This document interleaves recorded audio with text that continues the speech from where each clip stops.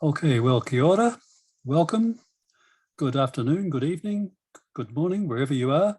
It's my pleasure. I'm Robert Scully from the University of Auckland APEC Studies Centre, and it's my pleasure to welcome you to this special session of the Auckland Trade and Economic Policy School. And it's my special pleasure to provide this address, my very old friend, Professor Michael Plummer, from the School of Advanced International Studies at Johns Hopkins University and E&I Professor of International Economics at the Johns Hopkins University campus at Bologna, Italy. Lucky Mike. So he's had a long career in studying Asia-Pacific trade and produced a number of very influential modelling studies of trade agreements, including the famous TPP, the FTAAP, and now the RCEP. So he has had a lot of influence in the thinking on trade agreements in the Asia-Pacific region over the year. And we're very lucky, Mike, to have you here to talk to us about that. So without further ado, I will pass the floor over to Mike and invite him to present his material. Mike. Okay, thanks very much, Rob, for that introduction. I guess it has been a while since we've been working on these issues, and I never thought of myself as a specialist in acronyms, but I guess that's really what it boils down to. So anyway, I'd like to, it's an honor to be here, and I look forward to discussion, but let me begin with maybe a 15-minute presentation of what I see as being some of the major issues hitting the region and some of the results from our modeling efforts that kind of quantify some of these issues that we're tackling. And this is work that I've done with my longtime co-author, Peter Petrie, as well as Sin-Young Park at the Asian Development Bank. So let me, hopefully everybody can see this presentation. Just to begin, I think that the signing of RCEP less than 2 years after the CPTPP went into effect really has re-energized Asia-Pacific cooperation after a lot of, shall we say, a roller coaster ride in the direction of where that was going after the United States pulled out of the TPP. And I assume that most people that are watching this are familiar with the Yokohama vision of creating a free trade area of the Asia Pacific that would have two different tracks that would go in that direction. Now, this Yokohama vision was established in 2010 at the APEC summit. And the idea would be sort of an advanced track, which was the TPP at the time, that would go in one direction. And then you'd have an Asian track, which eventually became RCEP. And eventually these two tracks would come together in a negotiation, which would be the free trade area of the Asia Pacific. And we were nervous about how that was going to go with the United States outside of it, but the sort of courageous moves to bring forward the CPTPP and its possible expansions, as well as RCEP, means that, you know, we're back on track, even though it has been somewhat delayed. So that's I think the direction is interesting and is optimistic, but we're also facing a lot of headwinds. The United States has traditionally been a major player in the region and a leader in economic integration programs. And when the Trump administration sort of pulled out of the TPP in its first day in office, and really went about on a very inward-looking trade strategy, that led to obviously a great deal of concern. And the new Biden administration, we're not really clear where that's going right now. We know Joe Biden, for example, himself was a big fan of the TPP, but it isn't clear from recent policies about what direction that administration is going to take. And a lot of people are saying, well, and the administration itself says that, look, we've got other priorities. They just passed a $1 trillion infrastructure bill yesterday. They have other things on the domestic agenda. And next year, of course, is going to be election year. And in the United States in particular, trade is a controversial issue in election years. So maybe we don't know yet exactly what the Biden policies are going to be with respect to these very exciting programs in the Asia-Pacific region. But most likely, we're not going to find out anything until after November of 2022. Now, with this absence of multilateral leadership, we don't seem to be going very far at a multilateral level. The WTO ministerial, which will take place at the end of this month, beginning of next month, has some very minor, I would say, items on the agenda. Hopefully they will go through, for example, on limiting destructive fishing subsidies and such, but they're very minor. We're a long ways away from the sort of single undertaking project that was supposed to be the Doha Development Agenda, which has long been dead. So that's an issue. We don't really have leadership. The Europeans, very difficult to lead in Europe. So without the United States, we seem to have this void. This is coupled with rising techno-nationalism that we can talk about, which could be problematic because it isn't just about technology, and it seems to have very much a inward-looking tint to go more towards domestic production rather than international production. And this has manifested itself a bit in the US-China trade war and concerns about supply chains, which have been exacerbated by COVID-19. So there's a lot of challenges out there and headwinds. Now, just to get to the RCEP and the CPTPP, I think that these programs actually can serve a model for multilateral cooperation in many ways, because first of all, the CPTPP is a very modern agreement, cutting edge, gold standard provisions in some ways, already being picked up by some trading agreements. And it really was designed to do that. When the Americans were working with their colleagues in the TPP, this was the goal, to try to sort of set something up that could have important spillover effects at the multilateral level. And this has really moved forward. The CPTPP is virtually identical to the TPP, except for 22 provisions that were suspended and these were all US priorities, such as with respect to express courier services and intellectual property, but relatively minor in a very major agreement. So you've got CPTPP, which is this gold standard arrangement, and the RCEP is more modest, but it's bringing together high income, middle income, and low income countries into a very important framework for regional cooperation with built-in features to deepen and widen. This is something that ASEAN is famous for. But I think this is really significant because, the TPP or the CPTPP was really designed by developed countries and for developed country interests. RCEP was much more democratic in that we had a wide range of economies coming together to negotiate. And it showed how this might be done, how these compromises might be made, how we can deal with things from special and differential treatment. And make it really a living document and changing document with built-in features. And what I mean by that is, for example, it became too controversial to talk about investor-state dispute settlement mechanism at first, but it's written in the document that after 2 years, countries can sit down and start to negotiate it. This would be useful at the global level because obviously the 164 members of the WTO represent all levels of income. And so figuring out how to bridge some of these gaps and bring together both developed and developing country interests, that process is on display from the RCEP experience. I should mention that when I mentioned living agreement, I think you've got this built-in changes that could expand scope in, say, the RCEP agreement, but both will allow for additional members. And I think this is very important, particularly in the case of CPTPP. As is well known, I understand in New Zealand, the United Kingdom applied to join in January of this year, right after Brexit.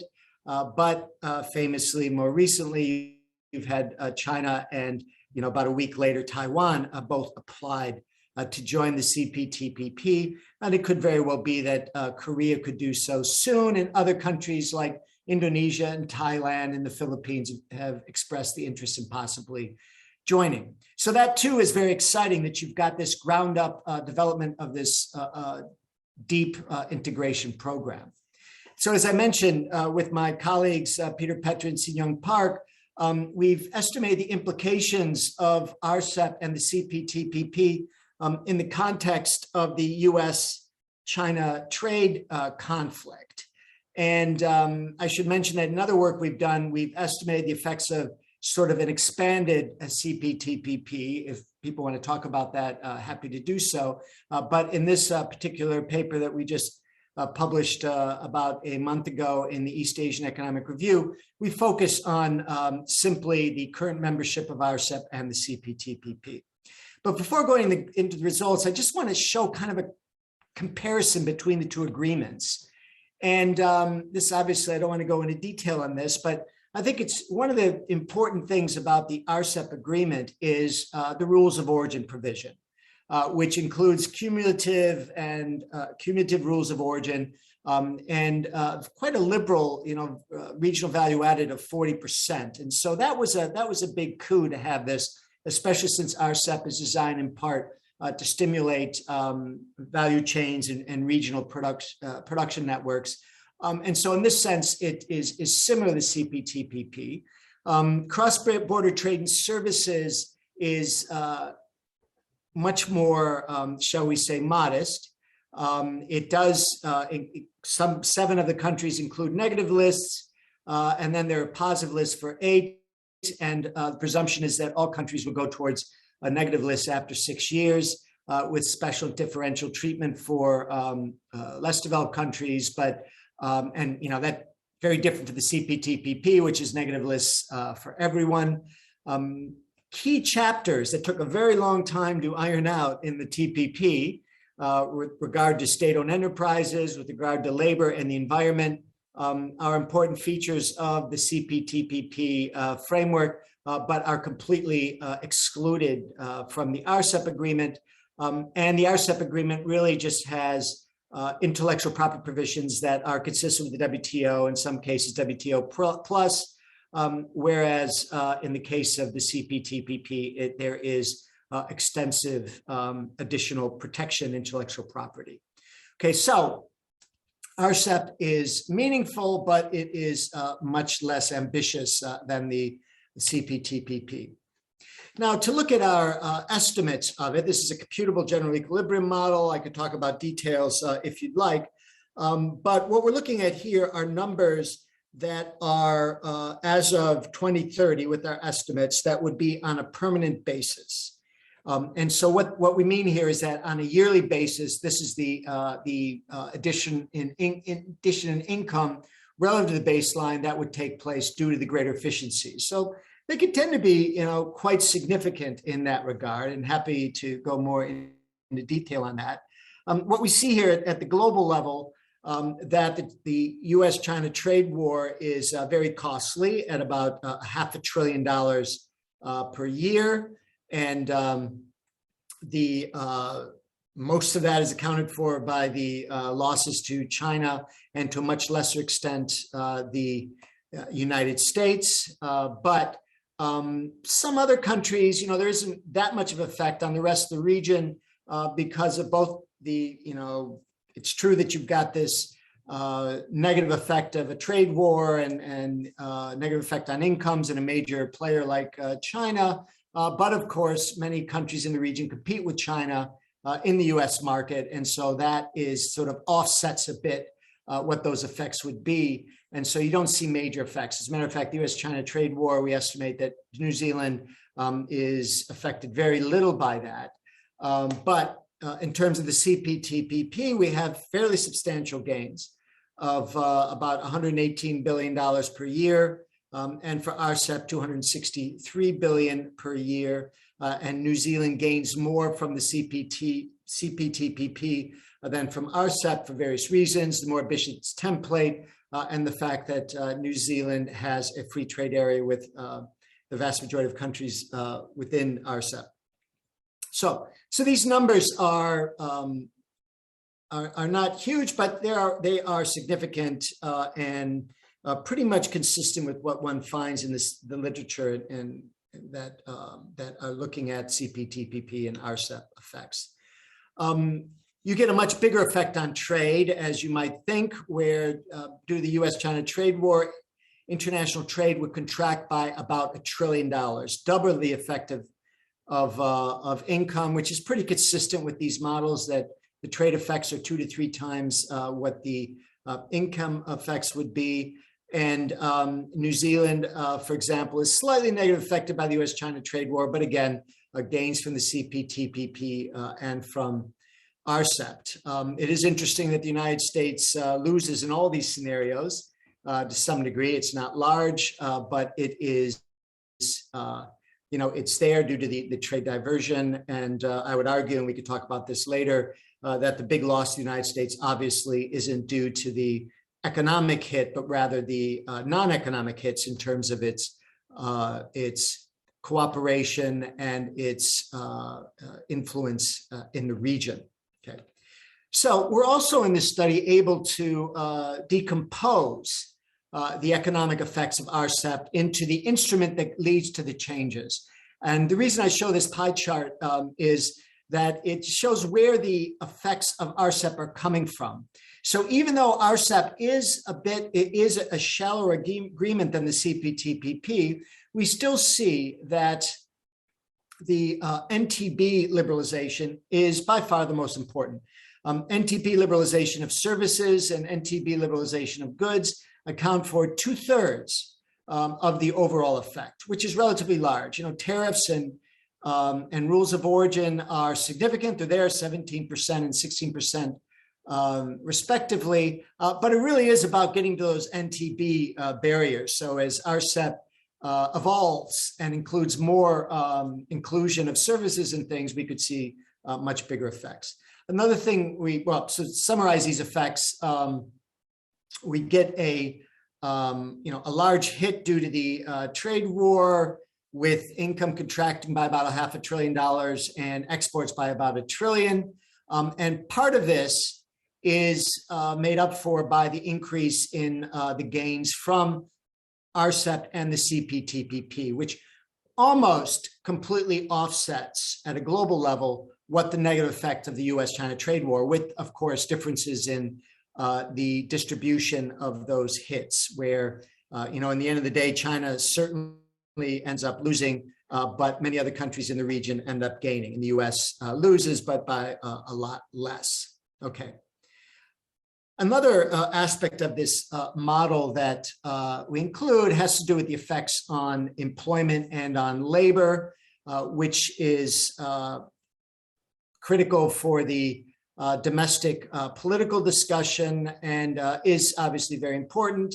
And we're able to estimate the effects on both wages and on employment. And if you look here, what you end up seeing, generally speaking, is a fairly large changes in wages, both skilled and unskilled labor, due to the CPTPP and RCEP, depending on the country, with negative effects on particularly China and on a few other countries, including the US, due to the trade war.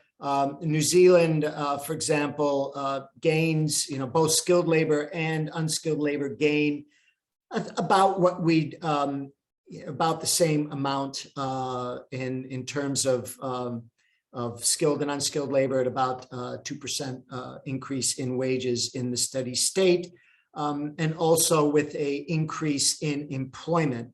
Vietnam, by the way, is a country that really gains the most from these integration efforts, but so does Malaysia, because in some ways they gain a little bit from the US-China trade war because they're able to take over a bit some of the Chinese markets, but then they, as both being members of the CPTPP and RCEP, they were able to get fairly large gains. And New Zealand also is able to get some employment gains, not large effects. It's about midway down the chart here. Not large effects, but significant, and interesting that slightly bigger effect on unskilled labor than on skilled labor in these estimates anyway. And looking at the structural effects in the paper, we've included Australia and New Zealand together, and we see somewhat a positive effect on manufactured durables, but even a greater effect on non-durable manufacturers in the case of Australia and New Zealand, which pretty much explains why in the case of New Zealand that unskilled labor gains are actually somewhat better than skilled labor gains. So these numbers are, again, fairly significant in terms of employment generation in the grander scheme of things, and tend to be positive. So, all right. So just to conclude a bit, Asia Pacific regionalism is moving forward despite challenges, and it's really where things are happening at the global level. There's also an Africa continental free trade area that's in the making, but is far more modest than what we're seeing going on in Asia. The CPTPP and RCEP will have important direct and indirect effects on the open marketplace, direct in terms of the effects on trade and income, and indirect in the case of showing how policy can be made.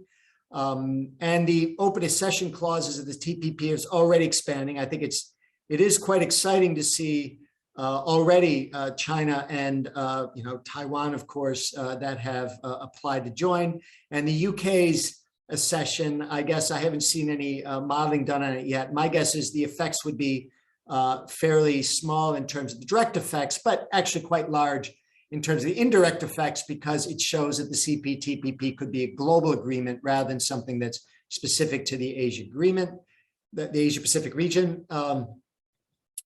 New Zealand will gain significantly from both agreements. And of course, there are big questions moving forward. Will the US ultimately come back to the table? And also, what will China do with its new leadership role? I mean, we haven't talked much about this here, but you've got this big effort in the Belt and Road Initiative to increase economic integration between China and the rest of the region in terms of infrastructure, et cetera. And so the real part of integration. And it's also a member of the RCEP and is applied to CPTPP. So it's obviously exerting a leadership role. And the question is where eventually that will go. So anyway, so those are my opening remarks.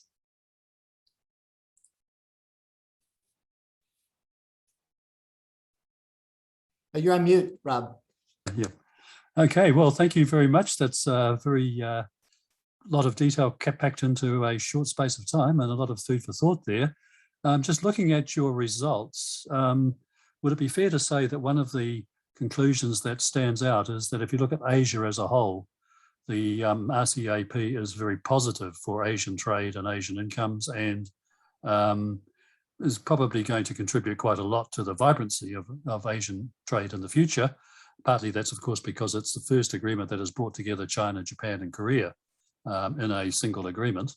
But also, I wonder whether we can comment about the effects on supply chains, for example, given that we've had all the disruptions to supply chain through unintended changes, for example, the pandemic, but also the intended changes, the efforts by the United States to unpick East Asian supply chains, particularly those based on China as part of the effort to decouple with China.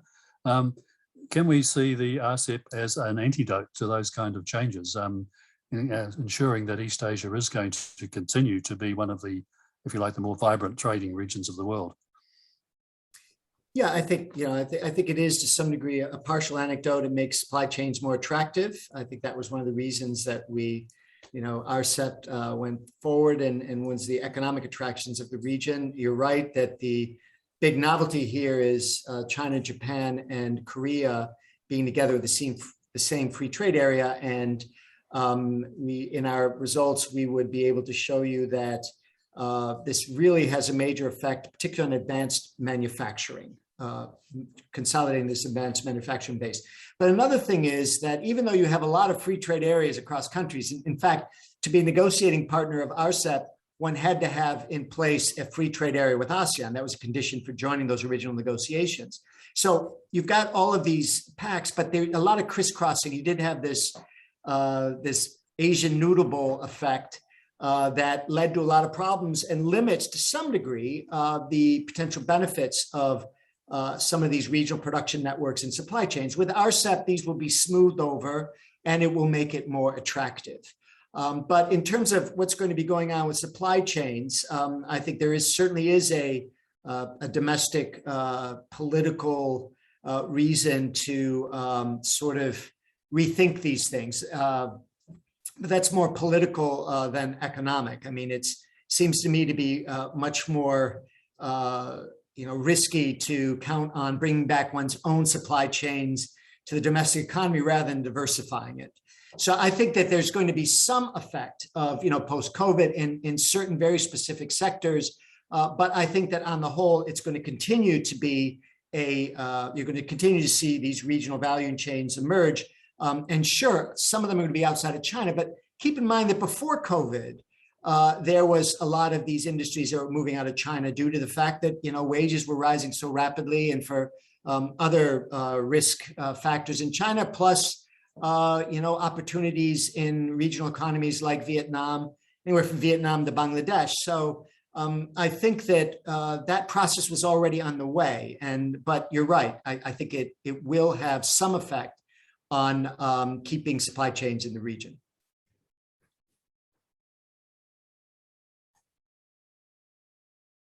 I guess just looking at your tables, a New Zealander is going to look at those tables and say, oh, doesn't look like New Zealand gets very much out of the RCEP. And I guess that's understandable because New Zealand, in fact, was one of the countries that already had free trade agreements with every member of the RCEP, in fact, including Japan through the CPTPP. So it didn't actually gain much in the way of additional market access. But on the other hand, the RCEP does cement New Zealand's position in the middle of this region that has been very dynamic, and partly thanks to the RCEP is going to continue to be very dynamic in trade terms in the future.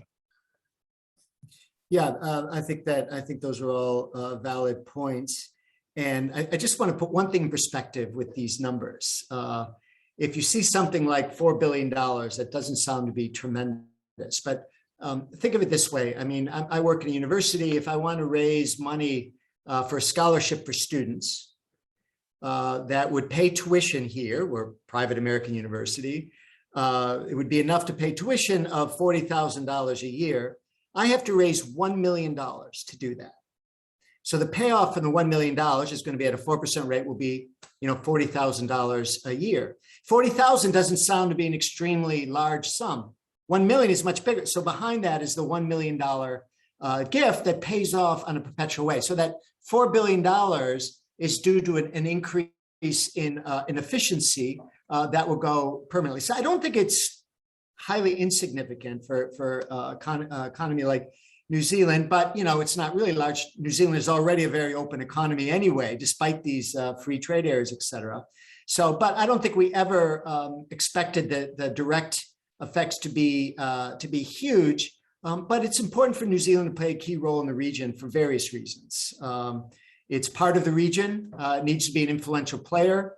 It's going to be, when China's a session, it's going to have its say in China's joining the CPTPP. It's important to be part of that process, I think.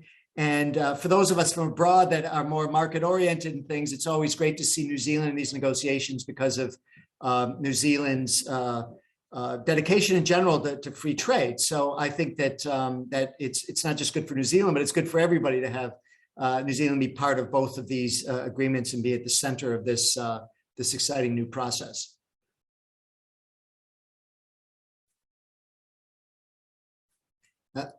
Still on mute. Yeah, okay. So New Zealand, of course, did gain through the CPTPP new trade arrangements with Canada and Mexico, which are by no means insignificant economies, and also with Japan, which would be counted as a gain from the CPTPP rather than a gain from the RCEP in your model, I would assume.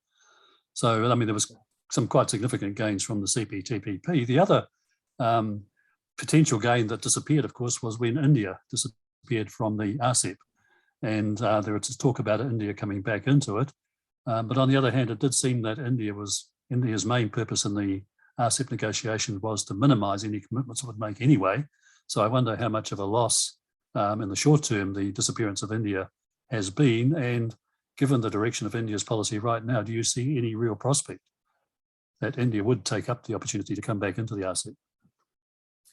Yeah, that's a great question. In our original estimates, using the same model with less detail in RCEP, because RCEP hadn't been negotiated yet, we estimated that India would gain quite a bit from joining with RCEP countries in the free trade area. Would gain by $60 billion relative to the steady state, which is pretty big for India, and a big increase in in trade, and this would have had a major effect also on India's trying to get into the supply chain and regional production networks of East Asia that it had long sought to do with previous administrations anyway, with the Look East policy. By not being part of it, it loses. And that's a big issue, I think. But from the domestic political point of view, it was fairly predictable. And unfortunately, I don't see India's coming back anytime in the very near future, under the current administration anyway. And also, it's got fraught relations with some of the, or at least one country within RCEP that could be problematic. So from a domestic political point of view, I see it very difficult to see India's coming back in the near term, unfortunately, because that would have been actually a great expansion for RCEP to bring in India as well into this, into the agreement. But in the near term, I don't see it's happening, unfortunately. And then the question becomes whether or not RCEP would have taken place if India had stayed in, because if it had already been negotiated anyway, because it was at odds with a lot of countries and going too quickly in certain things and liberalize industrial tariffs. It was nervous about New Zealand milk. It was nervous about, it was unhappy with some of the benefits from, mode for services and such. So, India was slowing things down quite a bit. And when it left, it made it much easier to go forward with RCEP. So maybe that was, India out at first and then coming back in would be great, but I don't see that happening in the near term, unfortunately. Sure. If we turn to the CPTPP, as you said, China has applied to join, as has Taiwan.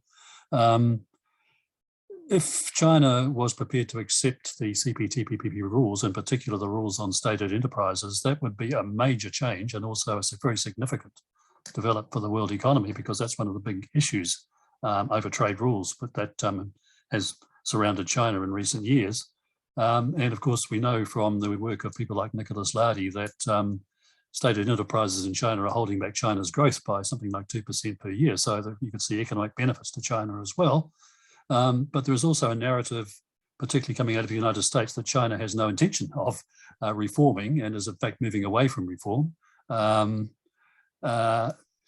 Whereas President Xi Jinping in his speech to the APEC leaders said that China will continue with its opening up and economic reform. So there are these two narratives which sort of basically say, on the one hand, that China is still in a reforming mode, maybe in a slightly different way than it was in the past, and that the CPTPP would allow it to continue that. The other narrative is that China has no intention of reforming, and that its purpose in joining the CPTPP would not be to declare its willingness to follow more advanced international trade rules, but rather to slow everything down. Where do you stand on that? Well, that's obviously a very big question. I think that it's clear to me anyway that China has not applied to join the CPTPP for some cynical ploy, to slow it down or to pretend that it's a multilateralist or things. I think it's a sincere application. And I think that, looking back at it from an economist's point of view, you're absolutely right. If China joins the CPTPP and accepts what it would have to accept in order to join, it would have addressed the major grievances that the Americans and the Europeans have about Chinese policy with respect to subsidies and state-owned enterprises, with respect to treatment of investment, and with respect to intellectual property. So that would be actually a major coup. And actually, if it were up to me, I understand that the body politic in the United States right now is very anti-Chinese, unfortunately.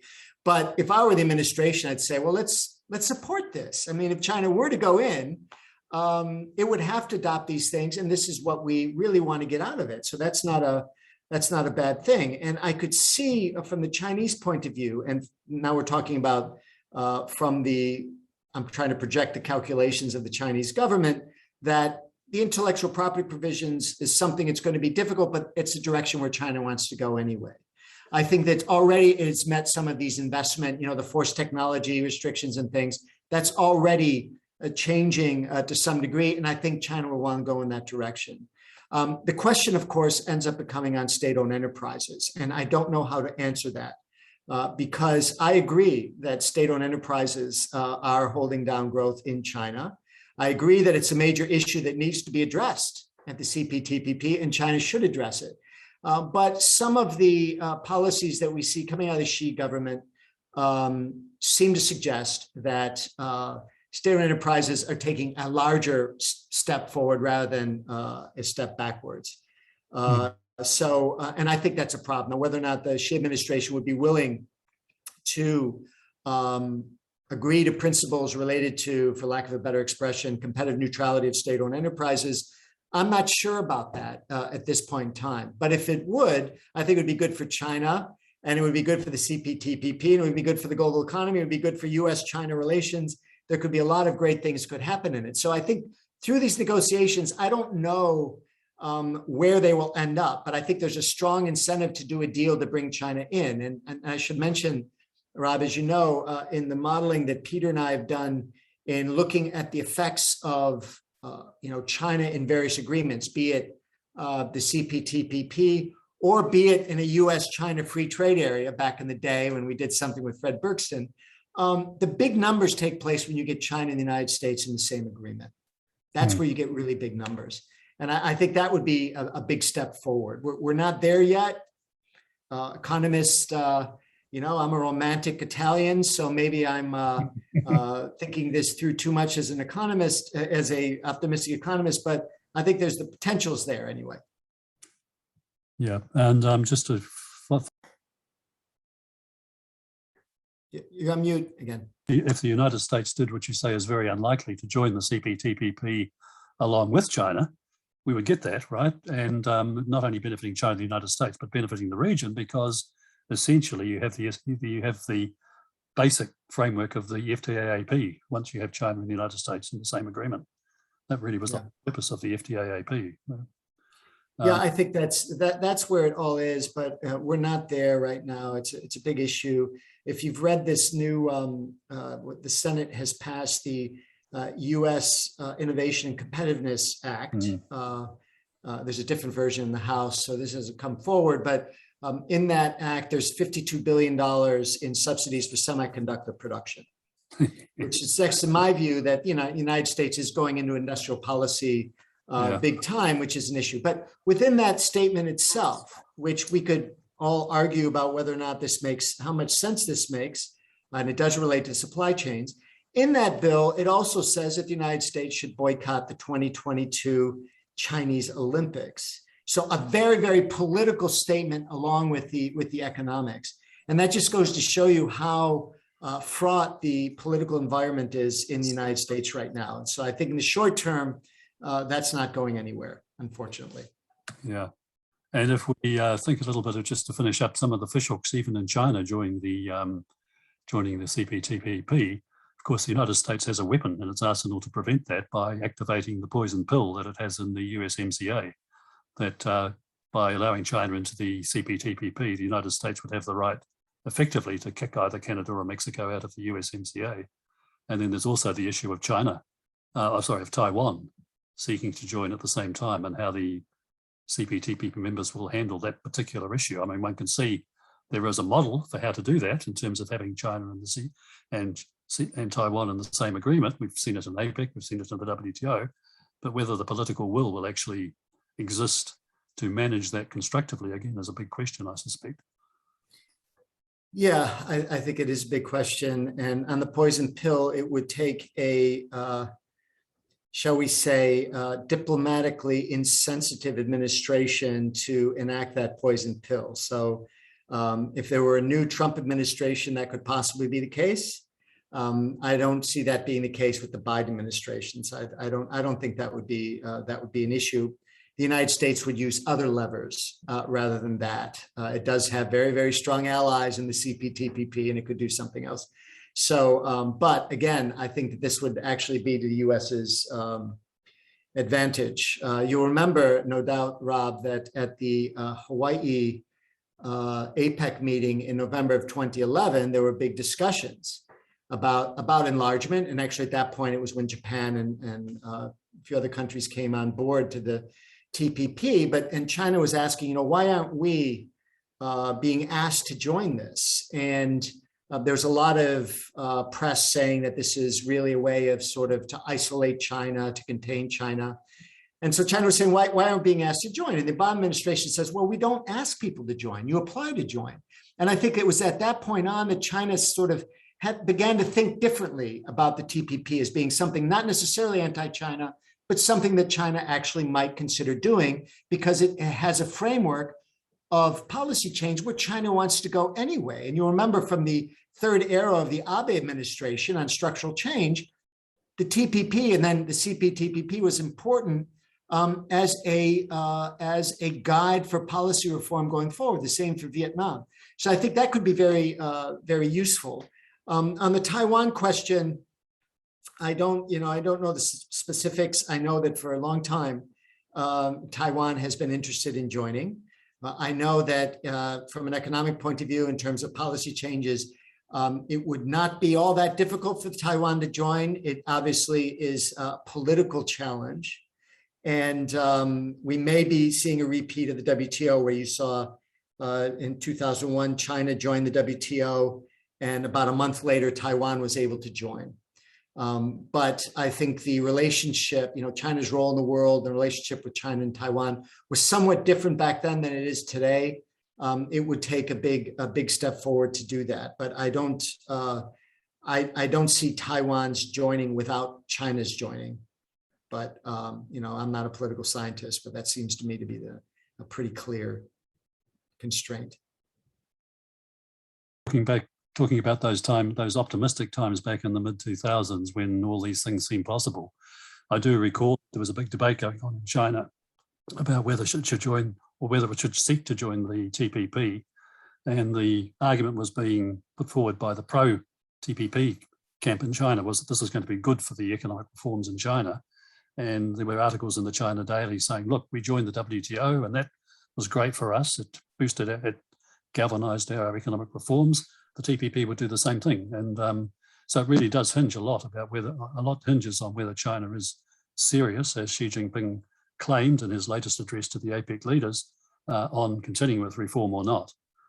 If it is, then as you say, I think there are a lot of very positive consequences that could flow from China joining the CPTPP, which might be, given that we're probably running out of time. I can see Suzanne, I can imagine her in the background tapping her watch. Would you like to make any final comments before we wrap up? No, I think thanks for the discussion, Rob. I think we're on the same page with respect to moving forward the Asia-Pacific cooperation, and I think that in this paper that we published in the East Asian Economic Review, the first part of it's called the economics of conflict and cooperation. And the idea here is, okay, we've got cooperation that is going to compensate somewhat for conflict, but things would be a lot better if we figured out ways to avoid conflict. And my big fear is that we're moving in a direction where it's going to be us versus them. I work a lot in ASEAN, as you know, and ASEAN would hate to have to choose one side or the other, and frankly, from an economic point of view, there's no reason why that should be a case. It's political. So hopefully there will be some breakthroughs on the political side that can tone things down and get things going. As you know, yesterday, President Biden and President Xi had a discussion, which apparently went fairly well as a first discussion. If that could continue to develop in a positive way, I think that would be important, because in the United States right now, as I mentioned, and of course in China as well, the country is not particularly well appreciated, shall I say. There's a lot of China bashing going on. And I think that if we, at the top, tensions are diffused to some degree, that will have an important effect on the body politic in the United States going forward. But we'll see what happens. I'm optimistic, but I'm always optimistic. Well, I think on that optimistic note is a good one on which to conclude this very interesting discussion. And I'd like to thank you very much, Mike, for inserting your pleasure perspectives into our trade discussions here down in the South Pacific. hope to see you in person at some stage, and not too distant future. My only regret, Rob, is that I'm not doing this in person in Auckland, because I miss it. Well, we'll welcome you back as soon as is possible. So that's something to look forward to. And thank you again. Great to see you. Okay. Thanks.